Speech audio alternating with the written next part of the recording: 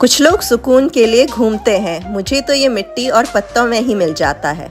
जब इन्हें देखती हूँ लगता है जिंदगी कितनी सिंपल है, बस उगते रहो, खिलते रहो और रोशनी की तरफ बढ़ते रहो। हर पौधा एक मैसेज देता है, तुम्हारा वक्त आएगा, बस अपनी रूट्स मजबूत रखो। Happy gardening.